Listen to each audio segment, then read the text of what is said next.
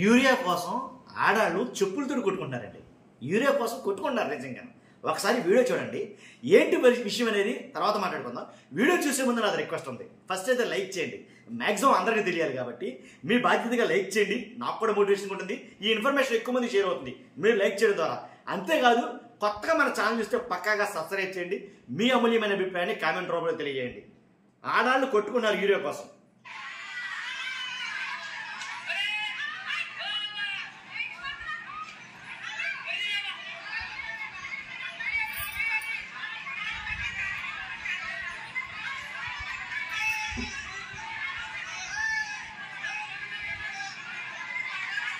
చూసారుగా, ఆడాళ్ళు కొట్టుకుంటారండి యూరియా కోసం. ఎక్కడరా అంటే కనుక ఇది ఆంధ్రప్రదేశ్లో అయితే కాదు, తెలంగాణలో జరిగింది. ఇది సిద్దిపేట జిల్లా గజ్వేల్లో యూరియా కోసం వచ్చి ఇద్దరు మహిళలు ఘోరంగా కొట్టుకున్నారు. మన మామూలు కనుక స్థానిక వ్యవసాయ మార్కెట్ యార్డులో క్యూ లైన్ విషయంలో వీరిద్దరి మధ్య గొడవ జరిగింది. ఇది కాస్త పెరిగి ఒకరినొకరు చెప్పులతో కొట్టుకునేంతగా వెళ్ళిపోయింది. అది పక్కనే ఉన్న కొందరు రైతులు వారిని వారించి విడిపించారు. కానీ ఇటీవల మహబూబాబాద్లో యూరియా కోసం క్యూ లైన్లో ఇద్దరు మహిళలు కొట్టుకోవడం, ఇలాగ చాలా సంఘటనలు అయితే జరుగుతున్నాయి తెలంగాణలో. మరి ఆంధ్రప్రదేశ్ మాట ఏంటి? ఆంధ్రప్రదేశ్లో కొట్టుకోవట్లేదా?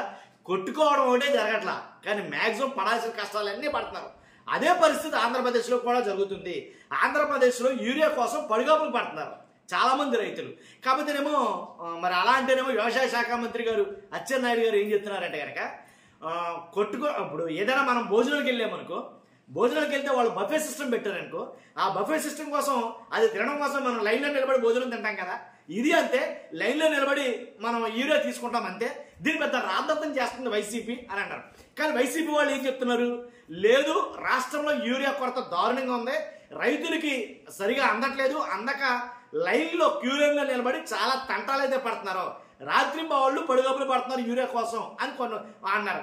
అలాగే జగన్మోహన్ రెడ్డి గారు ఒక ఫోటో పెట్టారు. యూరియా కోసం లైన్లు అంటే బారులు తీరు నుంచున్న లైన్లు ఉన్నటువంటి జనాల్ని ఒక ఫోటో పెడితే అది ఫేక్ ఫోటో, వైసీపీ వాళ్ళు కావాలని ఫేక్ ఫోటోలు పెట్టి రాద్ధాంతం చేస్తున్నారని చెప్పారు. లేదు, ఫేక్ ఫోటో కాదు, దాని తాలూకా వీడియో ఉందని.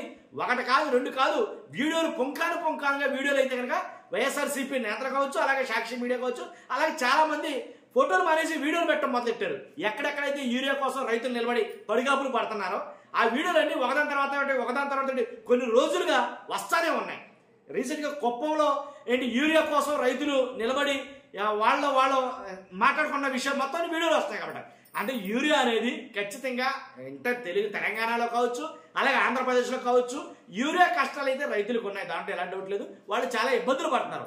ఏంటంటే చాలా మటుకు ఆ యూరియాని కొంతమంది వ్యాపారస్తులు బ్లాక్ చేసి దాన్ని వేరే చోట్లకు అమ్మటం, ఆంధ్రప్రదేశ్ వాళ్ళేమో తెలంగాణకు అమ్మటం, వాళ్ళు వేరే చోటకి ఇలా బ్లాక్ చేయడం వల్ల వ్యాపారస్తులు బ్లాక్ చేసి దాన్ని డబల్ ధరకు అమ్మడం వల్ల చాలా మటుకి వ్యాపారస్తుల్లో చాలా మటుకి ఆల్రెడీ విజిలెన్స్ వాళ్ళు కొంత సరుకు అయితే పట్టుకోవడం, కొన్ని టన్నులు అయితే కనుక యూరియాని పట్టుకోవడం, దాన్ని కావాలని నిల్వ చేసి వాళ్ళు అధిక ధరకు అమ్ముకోవడం కోసం ఇలా చేయడం వల్ల, అలాగే ఎంతైతే ఇప్పుడు ప్రతి సంవత్సరం సీజన్కి వచ్చి ఎంత యూరియా అవసరమవుతుందో అని ప్రభుత్వం దగ్గర లెక్కలు ఉంటాయి ఆల్రెడీ.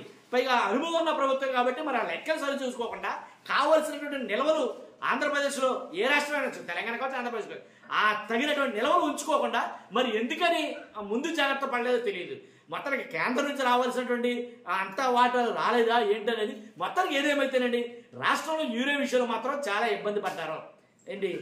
అలా ఇలా కాదు, మొత్తం రాష్ట్రంలో అన్ని చోట్ల కూడా యూరియా కోసం నానా తంటలు పడుతున్నారు. చూస్తున్న మీరందరూ కూడా యూరియా గురించి మీ ప్రాంతంలో కూడా అదే పరిస్థితి. ఖచ్చితంగా ఫస్ట్ అయితే కనుక మీరు కామెంట్ రూపంలో తెలియజేయండి, మీ ఏరియాలో ఆ ప్రాబ్లం ఉందా లేదా. ఫస్ట్ అయితే లైక్ చేయండి, నాకు మోటివేషన్ కూడా ఎక్కువ మందికి ఇన్ఫర్మేషన్ షేర్ అవుతుంది. కొత్తగా మన ఛానల్ పక్కాగా సబ్స్క్రైబ్ చేయండి. Thank you very much.